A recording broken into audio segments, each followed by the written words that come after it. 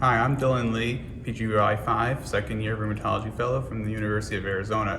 And today I'll be talking about treat-to-target implementation of disease activity monitoring scores in rheumatoid arthritis. So this talk was largely based off of a learning collaborative that was done with 18 different sites and was led by Dan Solomon of Brigham's and Willems.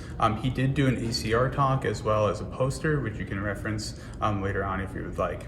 So really, a lot of the story and a lot of this work kind of goes back in history of when disease activity scores started. And it really was back in the late 1980s, early 1990s, when we were looking at ways of monitoring effectiveness of drugs. At that time, we were using a lot of gold. Methotrexate had just come out or started being used for rheumatoid arthritis. It had been around for a while for cancer purposes, but not for RA. We were trying different types of NSAIDs. TNFs were still in the lab, but at least they were on the horizon. There was being some mention of them. So we wanted some type of ability to monitor and really assess the effectiveness of these new medications.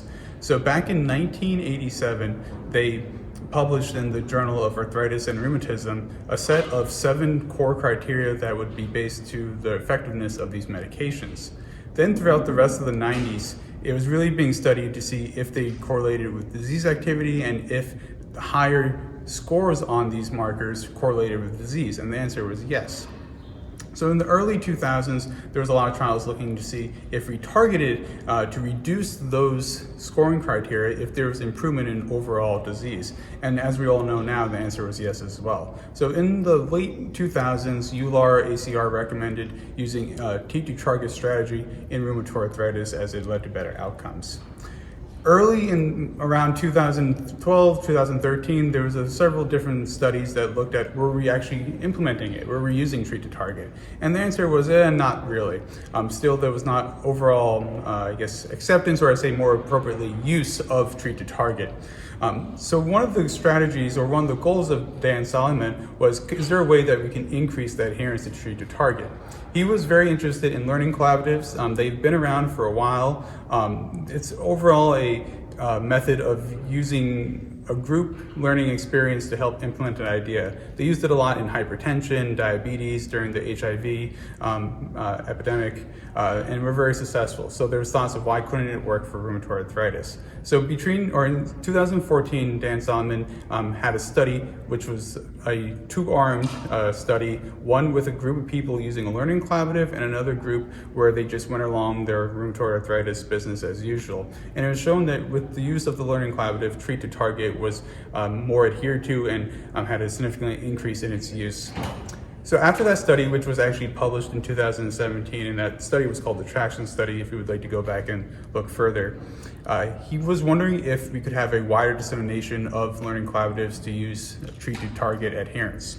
So in 2020, he set off to make it a wider dissemination. Unfortunately, at this point, COVID hit, so it made a very interesting kind of twist to the study. Instead of now doing the learning collaborative in person, as Traction had done, we were now going to be doing it virtually. And it also gave us an opportunity for another interesting secondary outcome of looking at treat-to-target adherence in in-person visits versus telephone visits. So the study was between 18 different sites across the United States and was close to 2,000 rheumatoid arthritis patients.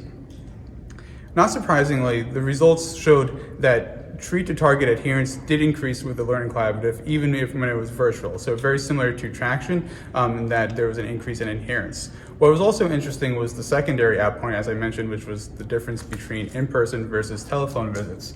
In the very beginning of the study, there was a significant difference between the two. There was an increased more adherence in person visits versus telephone. But by the end of the study, they were not significant, the difference between the two. So overall, learning collaboratives were shown to be effective both when it was done virtually and in person, and also could be used to help implement treat-to-target even with telephone visits. There are a few different directions going forward. Does this increased adherence through learning collaboratives actually make a difference in rheumatoid outcomes? Likely yes, given that treat-to-target has been shown effective, but now just to see if, because they were implemented during a learning collaborative, will that make a difference?